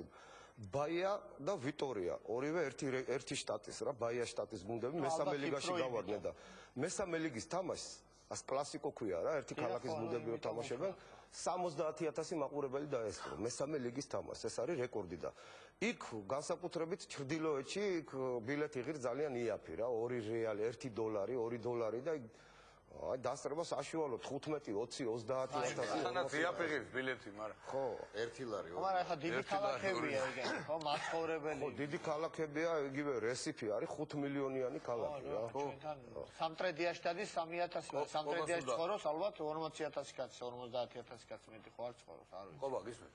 მაინც რა თქმა უნდა ფეხბურთელი არჩევს რომ იქ თავის ქვეყანაში სკამზე ჯდომას და რაღაცას ურჩევნია წავიდეს ახლა საქართველოში ითამაშოს კაი გუნდში რომლის საშუალებითაც გავა ევრო პირველობებზე საიდანაც ტრამპლინია თორე აკინოსნაირი ბევრი ფეხბურთელი შეიძლება არც მოუწიოს და შანსი არ მეცეს და იქ აქ ხო ჩვენ ქვეყანაში თქვა იგივე ოლიმპი თუ წარმატებას მიაღწევს გავა იქ ითამაშებს, იქ რამეთოქე შეხვდება როგორ და შეიძლება უცბად კარიერა ისე ააწყოს, რომ სხვა მისზე კაი თავისთვის რომ კარგია, გასაგებია, კარგია ბრაზილიელი ფეხბურთელი. იქ კარგება ამ შემთხვევაში ჩვენი რა თქმა უნდა. ფეხბურთელი. არის კარგება ბატონო. აი როგორ არის კარგება. არის კარგება დამერწმუნეთ მე რომ ბატონზია და რუსეთში როგორ აღორძინდა კლუბები და უკრაინაში ამ შემთხვევაში. გუნდები რომლებიც ახლა წამყვანლობებზე არიან რუსეთში და უკრაინაში. რუსეთში ერთი იყო მაქსიმკა რომელიც მოიყვანეს მაშინ. ვინ? მაქსიმკას რო ეძახდნენ რომ იყო პირველი ზანგი იმაში. არა იმის ვერე CSKA-ში რა ხდება? დონეცკის შახტიორში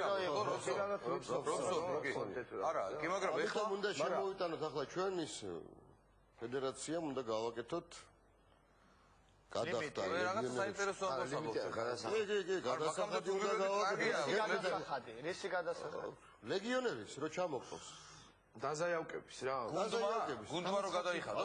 განაცხადში ძალიან კარგი იქნება მე რო მაგარ ჩამოიყვანენ. ყველა ბევრში კი ძალიან ბევრია. ლიმიტი არ იქნება, უნდა რობსონს რო თქვით, ბრაზილიაში არც იციან ესეთ ფეხბურთელი თუ რატო იყო ნომერადინი მე გაიგებენ ხოლმე ან სპარტაკში ან სადმე ან ძალიან მარტივი ფორმულა. თელ ბრაზილია შეიძლება არის ძალიან მარტივი ფორმულა. ეხლა ჩახვიდე ბრაზილიაში აი ნუ რა შევადარო ეხლა რა ინდუსტრია შეიძლება შეადარო პორტუენი რამდენი პორტუენი უნდა დალიო ეხლა უცბად პორტუგალიაში ხო ამდენი როგორც სოციალური ადამიანები არიან სანახავათაც რომ ჩახვიდე შეიძლება მართლა გამოგჩის რა და აქ ეხლა მართლა იმისავით არის ხო რაღაცა გამორჩეულია ხვალ ოლიმპა შეიძლება ჩემპიონთა ლიგის საკვალიფიკაციოზე ერთი ტური გაიაროს მეორე ტურში წააგოს 4 თამაში ვიღაცა სკაუტი მოვიდეს თამაში ან მართლა ისა გამსვლელი თამაში ვიღაცა იმას ეთამაშოს მესამე ნომერს ესპანეთის ან მეორე ნომერს გერმანიის ან ვიღაცა უცბად შეიქმნას ამ ფეხბურთელის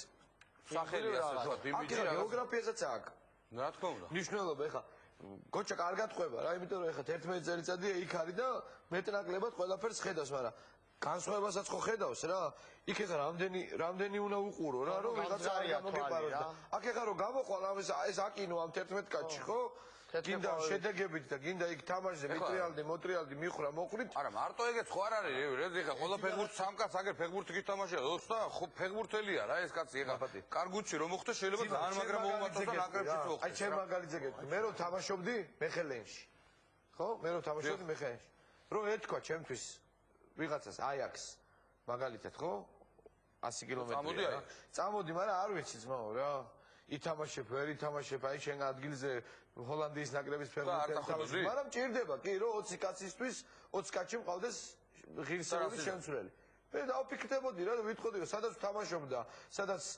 თავის გამოჩენა შემილია და სანამ უკეთესი ესე არის ეხლა ის განსხვავება თუ იქნებოდა თანხა შეიძლება წასულიყო თანხა კიდე სხვა რამე რობინო თანხის გულისთვის ბოლოს დაბრუნდა ვერტალოტით ეხლა იმაში რა ქვია სანტოში რა პელემ თან ერთად გადმოხტა იმ იქნა ვერტალოტი და თუ ესეთი მაგარია მარტო გადმოხტარიყო პელემ თქო მე მინდა ძალიან დიდი ხანი დაარჩეს რეალიდან მანჩესტერ სიტიში წავიდა ფულის გულისთვის და წავიდა და ბოლოს მოხდა ესეთი რამე ხა თუ სულა და გეზი გაქვს იქეთკენ სადაც რეალია და ბარსელონა იქიდან ეხა ფულზე და რა საბუთ ბატონზია არა პროსტა ახლა ცოტა დავიანგარიშე ხო ის თანხები თუ 75000 კაცი დადის თამაშზე დიახ თვეში გამოდის 2 თამაში ხო ნუ თვეში 4 სახლის თამაში ხო სახლის თამაში სადაც ბილეთები იყიდება ბილეთი ხის $1 ხო გაჩი ანუ უხეშად 100 გამოდის ხო რადგან 20-22 გუნდია კვირაში მე მგონი ინგლისური პრინციპით თამაშობთ ბატონოზია მე ვთქვი მესამე ლიგის თამაშზე და ხა უმაღლეს ლიგაში ატლეტიკო რო თამაშობს ღირს $10 $15 გააჩნია ვიპში დაჯდები თუ იქ რა ხელფასი ახლა არა მე რატომ მაინტერესებს ის მეოთხე თქვენ რო თქვით რომ ხელფასი აქვს 2-3 1000 100,000 შემოსავალი აქვს იმ კაცს ყოველ კვირას, თვეში. ტელევიზიები თუ აშუქებენ თამაშობს და არა შტატი ძალიან რამდენი 1000 გუნდია. მალადეს და ამიტომ ბრაზილია დაინტერესებულია რომ ეს ფეხბურთელები ითამაშონ ევროპაში. ეს ხო არის ბრაზილიის ინტერესიც ხო არის ამ ეჭვად. ახალი სქემა ახალი სქემა, არა ფასი პროსტო გაიზარდა.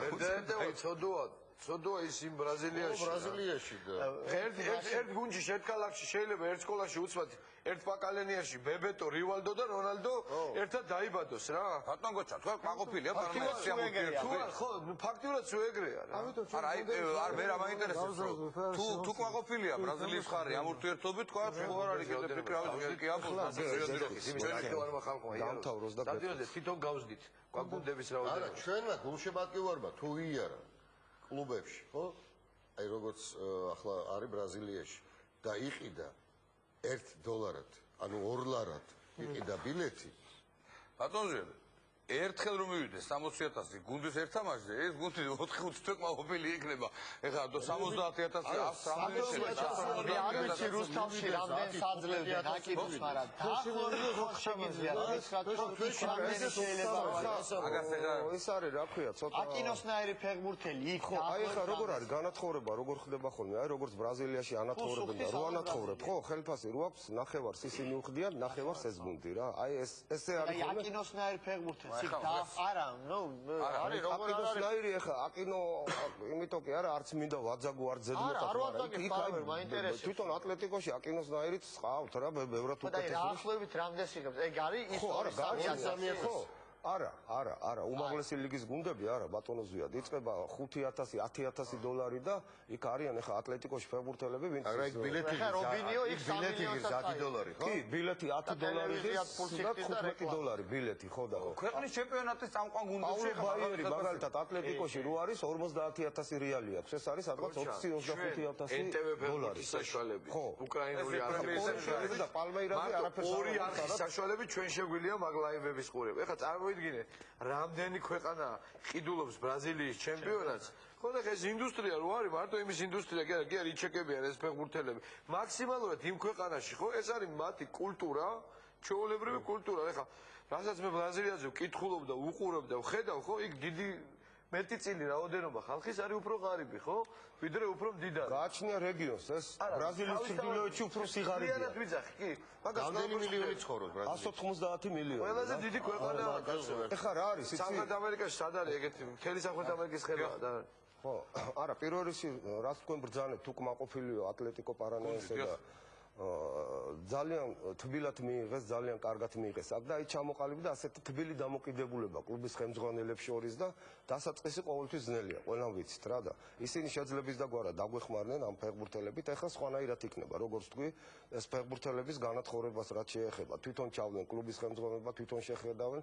მე ასევე ითვალისწინებს ეს ურთიერთთანამშრომლობა საფეხბურთო სკოლის გახსნას აქ ატლეტიკოსი ატლეტიკოს სტრუქტურა. ან კარგი თუ ხო, რუსთავში ატლეტიკო პარანაენსეს სტრუქტურა სამხრეთ ამერიკაში არის ერთ-ერთი ყველაზე ძლიერი სტრუქტურა რა და რო ჩამოვიდა ეს ბლატერი 31 მაისს კურიტიბაში ხო ჩამოსული იყო ქალაქებში დაათვალიერო სოფლიო ჩემპიონატის თვითონ ქალაქი რო ნახა ქალაქის სტრუქტურა კურიტიბა მე როდესაც ნახა ატლეტიკო პარანაენსეს ბაზა და სტადიონი ორივე ხელი აწია პირველ რიგში აქ ჩატარდებაო რა არა მარტო ჯგუფური მერვედ ფინალზეც არის საუბარი და ეხლა იმათ ყველანაირი სტრუქტურა აქვს თუ აი ჩვენ ვეუბნებიან რითაც გვინდა გამოგვიყენეთ დაგვეხმარეთ კაი სიტყვებით ეხლა მთავარია ჩვენ როგორ აუბობთ მხარს რა აი სერიოზული მიდგომით და აი ყველაფერზე რო ნახოთ იქ ჩამოდიან კანადიდან ატლეტიკო საფეხბურთო სკოლები აქვს იაპონიაში, კანადაში, კორეაში, ჩინეთში და ჩამოდიან სტაჟირებაზე ამერიკიდან, კორეიდან, იაპონიიდან, კანადიდან რა ვიცი სადაც ფულია და არ არის ტრადიციები. მანჩესტერ იუნაიტედის დირექტორატი იყო. ეხლა ბატონი დავითთან ერთად ჩასულია ოლიმპიკი ლიონის დირექტორატი, რომ მათ სტრუქტურას გაეცნოს და ხო და ნუ აი ამას 100 ჯერ მოსმენის ერთხელ ნანახი ჯობია რა და ამიტომ ბრაზილია ერთხელ უნდა ნახო ეს არის ფეხბურთი იქ არის რელიგია ჰაერი რა და აი ამიტომ ჯობია რომ ერთხელ ნახო რა გასაგები კარგი და რეკლამაზე გავიდეთ და ცოტა ხანში დავუბრუნდებით კლუბ პირდაპირ და ბოლოს უკვე ეროვნული ჩემპიონატის თამაშების შესახებ ვისაუბრეთ ბრუნდებით პირდაპირ ეთერში ვიდრე გადავალთ ისევ ეროვნული ჩემპიონატის თამაშებზე დღეს მithkomotkwa გამოიწვია ერთ-ერთი თამაშის შედეგმა, ასე ვთქვათ, ამაზე ვისაუბრებთ. ბატონო გობა, მიუგზავრება გუნდი როგორც ვიცი ბრაზილიაში, ხო? ბატონო გოჩაცაქარი და ორი სიტყვით თუ შეიძლება თქვათ, იქ რა თამაშებია დაგეგმილი, როგორი მასპინძლობა იქნება და ასე შემდეგ. მე ორ სიტყვას და შემდეგ ალბათ თქვენც გააკეთებთ კომენტარს. დაგეგმილია ვიზიტი მარტის თვეში, მე ველაპარაკე დირექტორად ყველაფერი. ხო და პრეზიდენტს ელოდებიან, პრეზიდენტი საუდის არაბეთშია და ხვალ ჩამოდის რა და უკვე გაფართოებული სია ბატონმა კობა მოგვაწოდა ხელმძღვანელების ყველასი და დაგეგმილი ორკვირიანი ვიზიტი და 3 ამხანაგური მატჩი და ატლეტიკოს ბაზაზე მიიღებენ. პატარა დეტალებია დასაზუსტებელი და ასევე დაგეგმილია ფედერაციის ხელმძღვანელობის ვიზიტი ბატონი ზვიადის, ბატონი რეზის, გია პირცხალავას და ალექსანდრე ჩივაძის. მე ვესაუბრე, კარგად იცნობს პრეზიდენტი რიკარდო ტეიშეირას, ანტონიო ლოპესი, ვინც არის ამჟამად ატლეტიკოს მწვრთნელი, იგი იყო 2002 წელს ბრაზილიის ნაკრების კოორდინატორი, როდესაც მსოფლიო ჩემპიონატი მოიგო და ახლო მეგობარია რიკარდო ტეიშეირასი. და მე ვთხოვე, თუ იყო შესაძლებელი ტეიშეირასთან შეხვედრა და არავით არის პრობლემა არ არსებობსო, კურიტიბიდან რიო დე ჟანეირომდე უნდა საათი და 15 წუთი თვითმფრინავს და დაგეგმილია ორდღიანი ჩასვლა რიოში და რიკარდო ტეიშეირასთან შეხვედრა ბატონი ზვიადის, ბატონი რეზოსი, ბატონი გია ფირცხალავა და ბატონი ალექსანდრე ჩივაძის. და ჩემი აზრით ეს იქნება ძალზე ნაყოფიერი შეხვედრა და ნაკრებისთვისაც ალბათ კი, ნაკრებისთვისაც ძალიან ზია ლაბარაკი. ეს 5 მარტიდან ბატონო ზვიად რა ალბათ გიამ გიქნა. საღებ ბატონო. 7 მარტსა ვართ საბერძნეთში. არ შეგვიძლია გადავწიოთ 3 დღე. არა არის პრობლემა. არა, აუცილებლად ჩვენ წავალთ. კი ბატონო, გია წავა. ხუმრობ. წავალ თუ არ შეგვიძლია რომ გადავწიოთ და ჩვენ თვითონ არის პრობლემა. 10-ში წავიდეთ. ეს საინტერესო იქნება პრინციპში თვითონ ეს ფაქტი, რომ ამ ესეთ შეხვედრა შედგეს. კობა, თქვენ როგორ გუნდი როგორ ემზადება და რა ვიცი, ხა მე მგონი ესეთი ძალიან ენერგიულად შეუდგა ჩვენი ფედერაციას საქმიანობას, ცოტა უჩვეულო ჩქარი ტემპია. არა მარტო ბრაზილიაში, არამედ იმაში მიდის კიდევ. აპრილის დასაწყისში? არა, მარტის ბოლოს მიდის ვაშინგტონში, იქ არის კიდე. მოკლედ ამერიკა უნდა დავიბრუნოთ. ამერიკა. გონის ისა რა ქვია? მაიკლი რომ მოდის. ჩვენ თვითონ არჩიეს თარიღი, ხო? რა თქმა უნდა, ყობასთან შეთანხმები და თორე შეგვიძლია მაისში წავიდეთ. გუნდებთან იქნება ალბათ ამხანაგური თამაშები, კლუბებთან. ატლეტიკოს ყავს კატეგორია ბაზა 16 წლიანები, 17 წლიანები, 20 წლიანი. შესაბამისი ასაკის ატლეტიკოსთან და როგორც ვთქვით, სტრაფით ტემპებით, როგორც კი ნაკრების წვრთნელები დამწყისა და შეისვეს როგორ თქვან ვაკანსიები ჩვენ ეგრევე შევდექით ამ სასელექციო სამუშაოს დრო მცირე იყო, მაგრამ კარგად ამ დროში მოვასწრეთ ბევრი საქმის გაკეთება, შემდეგ წავიდეთ. ორი კვირა ვიყავით ზუგდიდში, სადაც მშვენიერი პირობები ჰქონდა მოსამზადებლად, გუნდის დასაკომპლექტებლად, როგორც სავარჯიშოზე ყოფითი პირობები, მშვენიერი. ეხლაც კიდე გარკვეული პაუზის მერე კიდე ორი კვირით მივდივართ, რომ გუნდი უკვე თქვენ შევქნა დავაკომპლექტოთ და არ შევწყვეტ ესეთ სახით ჩავიდეთ. თან უკვე ჩვენ საქმესაც წინ წავიგდებთ, იქ მომენტებს შევხედავთ, დავინახავთ. თვითონ საინტერესოა, იმიტომ რომ საფეხბურთო პრობლემები იყო ზოგადად ბრაზილიაში. არა, მაგრამ ყველა უმაღლეს ლიგაში და იქ ძალიან მაღალი დონის მინდვრებია. ეხლა თამაშებს ხელოვნური არ არსებობს, იქ სულ ბუნებრივი მინდვრებია რა, რა თქმა უნდა, ამების ხელშეწყობა. ბრაზილია ხელოვნური მინდვრები რა თქმა უნდა, ამინდია ჩვენთანაც კოპასია მინდვრები. ამ ნაკრების თემებს უბრალოდ ორი სიტყვით დავამატოთ, რომ ჩვენი 18 წლამდე ნაკრები გარდამავალი გიორგი დევდანის ნაკრები ეხლა იმყოფება ბელგიაში, აქვს ორი თამაში. დღეს ჩვენ ხო ბელგიის ნაკრებთან ორი თამაში, დღეს ჩვენ ოფიციალური დასტური მივიღეთ და ქალაქზე ვართ უბრალოდ უნდა შევთანხმდეთ სად იქნება თამაში გერმანიის ნაკრებთან 13 მარტს ექნება ამ ნაკრებს კიდევ ერთი თამაში გერმანიის ნაკრებთან გასვლითი თამაში და ალბათ პირდაპირ მაკედონია სადმე ევროპაში ახლოს ჩეხეთთან გაივლის იმ დამაგვირგვინებელ არ უნდა ეთქვა ბატონო შეკრებებს ხო და ძალიან გვეიმედება რომ გამარჯვებულები დაგვიბრუნდები. გვექნება შედეგი. შანსი არ არის ჩვენთან. ჩვენ ხო ყველაფერს ვაკეთებთ. ან მოგება, ან სახლი. 37 და 0-ია ჩვენი ნაკრების მეორე ადგილზე გასვლა ჯგუფში პირველი ნაკრების. 37 და 0-ია კოეფიციენტი. მეტყველებს იმაზე რომ მიუხედავად შეგიძლიათ დადოთ. კი ბატონო, მიუხედავად იმ ციკლის რომელიც ახლა იყო, ხო? 37 და 0 კიდე ახლა ხო, კიდე ისეთი ვისაა, მაგრამ რამოდენიმე მე ცუდად ხვდები. ეხლა რა ვქნათ ფაქტის 37 და 1 სიცხე არ არის რა. 37 0. აი 38 რო იყოს უკვე და პარაცეტამოლები და რაღაცები და კარგი პარალელი იყო ბატონო, ეზო დიდი მადლობა. ეხლა ნახოთ სიონი სპარტაკის თამაშის სამსახური რეპორტაჟი, რომელიც მომზადდა დავით ფრანგიშვილმა და დაუბრუნდებით სტუდიაში. მამკლა ეს ქვია რეპორტაჟი. ხო. ნიში სიონის საშინაო არენის მინდვრის საფარი ჯერჯერობით არადამაკმაყოფილებელია და ამის გამო გუნდმა მესამე წრის პირველი მატჩი რუსთავის ფოლადის ხელოვნურ საფარიან სტადიონზე ჩაატარა. სიონისა და ცხინვალის სპარტაკის შეხვედრის ბედი ერთადერთმა გოლმა გადაწყვიტა. პოლნისელებმა თამაში 4 მცველით 4 ნახევარმცველითა და 2 ფორვარდით დაიწყეს. სიონის თავარმა მწვრთნელმა ხუჩა კასრაშვილმა თავდასხმაში ლევან მელხაძე და გიორგი მაისურაძე დააყენა. მეტოქე გუნდის მწვრთნელმა ვლადიმერ ხაჩიძემ კი 4-5-1 ტაქტიკური სქემა აირჩია და კონტრშეტევებზე ააგო თამაში. ხაჩიძე წინ ერთი გამოკვეთილი თავდასხმელის ვლადიმერ ბუზალაძის იმედად იყო. ანგარიშის გახსნის პირველი რეალური მომენტი ბუზალაძეს მე-13 წუთზე ჰქონდა, თუმცა მეკარე ვლადიმერ ზუხბაიასთან 1-1-ზე გასულმა მომენტით ვერ ისარგებლა და კარს მცირე მანძილით ააცილა. 8 წუთში სპარტაკის ფეხბურთელებმა მაინც მოახერხეს ბურთის გატანა. მაისურაძის, ბუზალაძისა და ჩირიკაშვილის სამსვლიანი კომბინაცია გოლით დასრულდა. კონტრშეტევაზე დავიჭირეთ. პოლნისი გვიტევდა, ბურთის ავართით უცებ გადავით იმათ მოედანზე.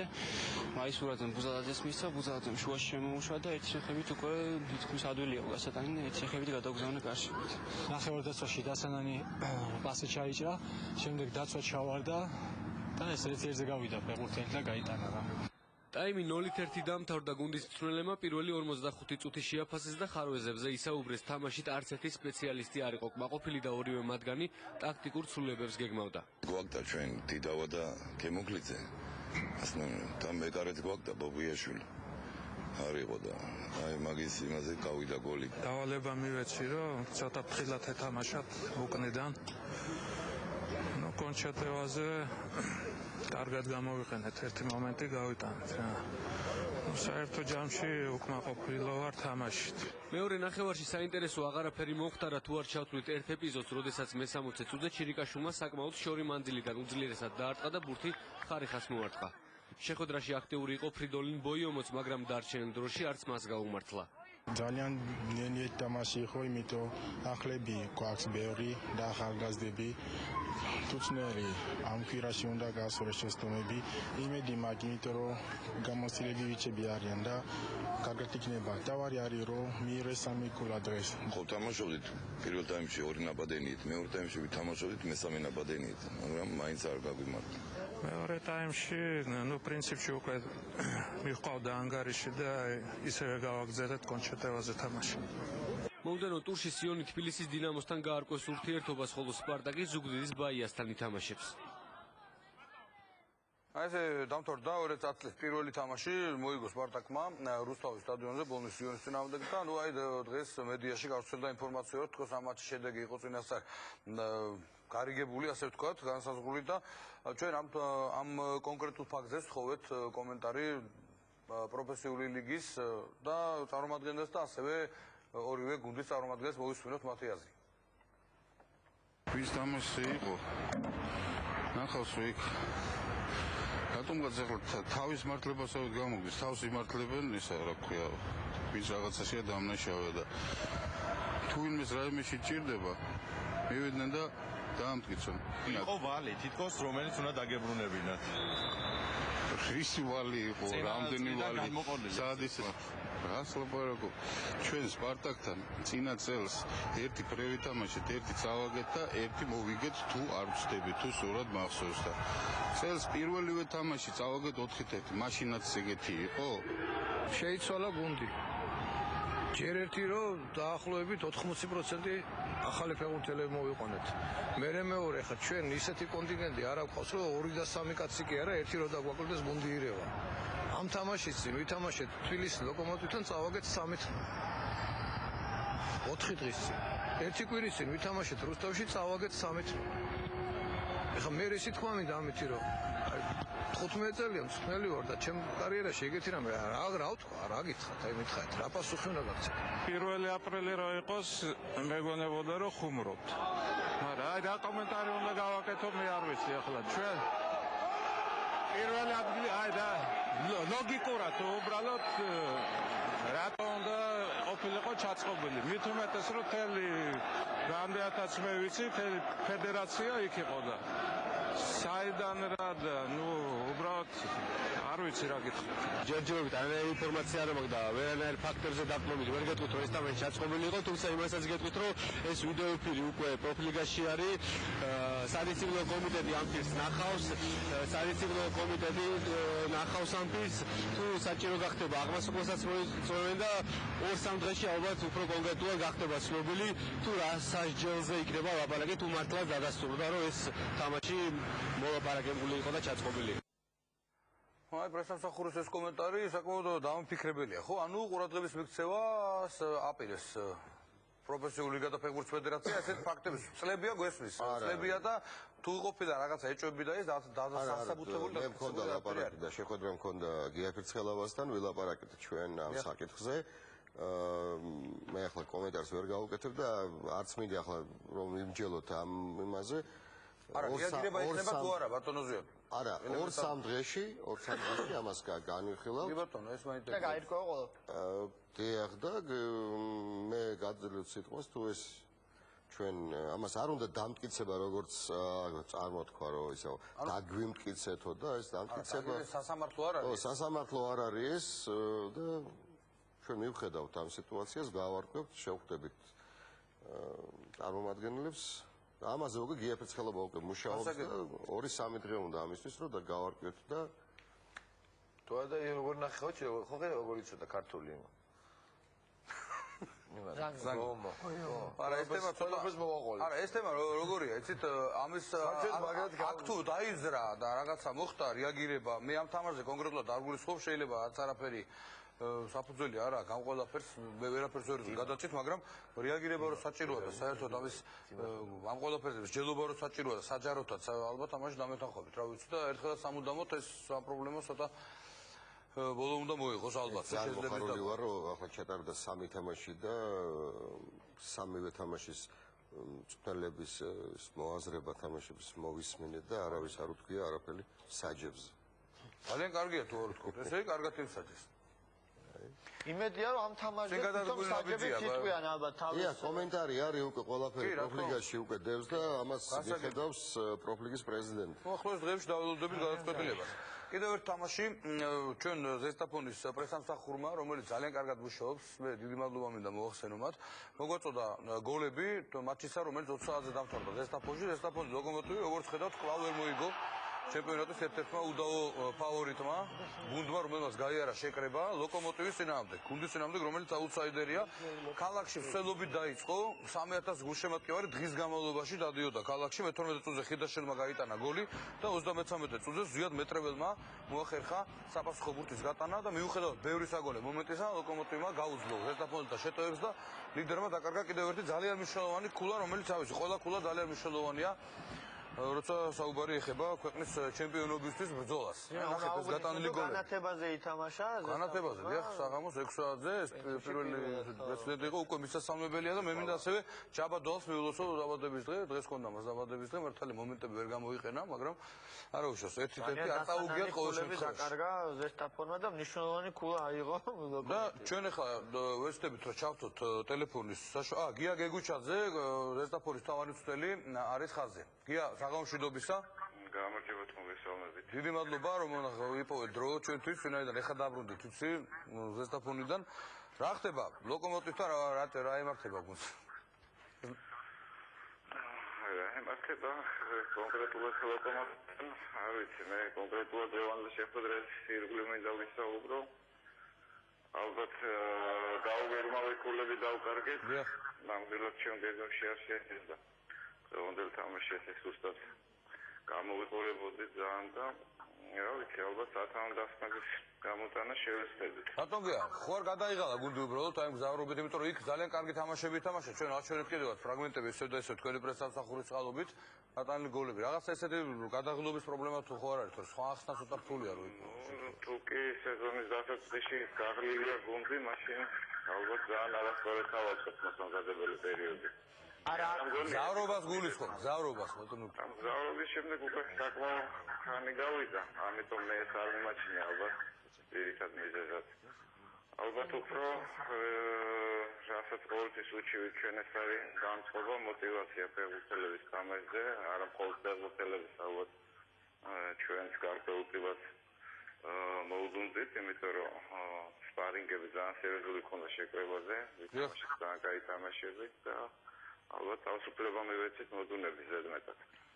ეს ალბათ თავარი მიზეზია და დანარჩენზე მე ჩემ მიზეზზე მოვედები სწავლობთ, იმიტომ რომ მინდა მაინც პირით ნახო და მინდა სწორად შევახარს ყველაფერი. ბატონგი, აი სხვაობა თითქოს იზრდება, ეხლა ოლიმპს აქვს და გადატანილი თამაშია თოვლის გამო, ზუგდიდის ბაიას მასპინძლობს საკუთარ სტადიონზე, ზუგდიდის ბაიას მიმართ დიდი პატივისცემის მიუხედავად ფავორიტი აშკარად არის ოლიმპი ამ შემთხვევაში.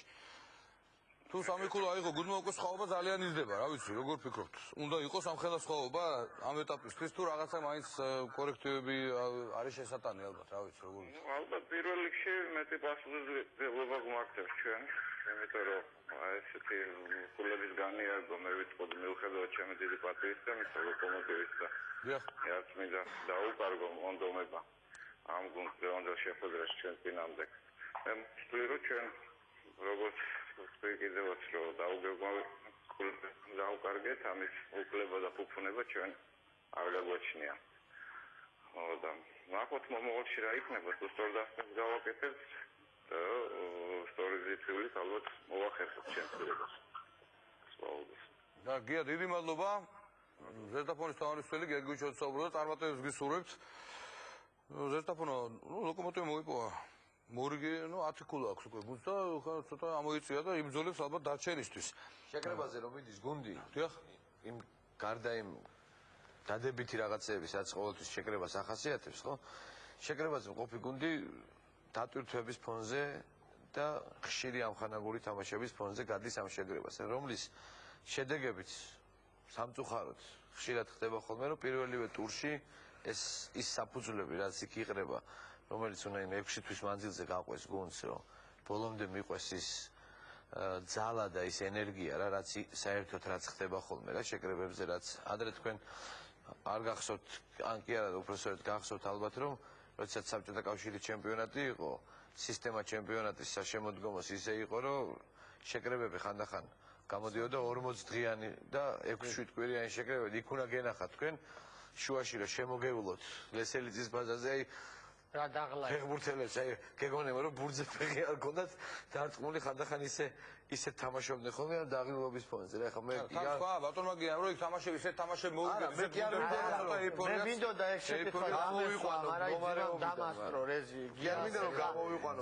რასაც ბრძანებს რეზი ხო ეს ასეთი ზესტაფონმა ძალზე სრულყოფილი მე ვთვლი ერთ-ერთი გუნდია რომელმაც ძალზე სრულყოფილად და ნაყოფიერად გაიარა მოსამზადებელი პერიოდი პირველ შეიძლება ორ ტურში შედეგი არ მოდის ფიზიოლოგია ქვია სუპერკომპენსაცია რომელიც აი ეს შედეგი შენ მოიმკი ცოტა მოგვიანებით რა და აი არა დაღლა აქ ეხა ბატონმა გია ალბათ უბრალოდ მოერიდა რომ ეთქვა რომ ამის მიზეზი დაესახელებინა დღევანდელი თამაშის ორგანიზმი რა თქმა უნდა დაღლა არის როცა მიდიხარ სამი კვირით თურქეთში შორდები თუნდაც ოჯახს იქ გადატვირთული თამაშებია, ვარჯიშებია და ქვეცნობიერად იღლები, ტვინი იღლება, სულ რო კუნთი და ფეხი და ასე ვთქვათ ფიზიკურად კარგად.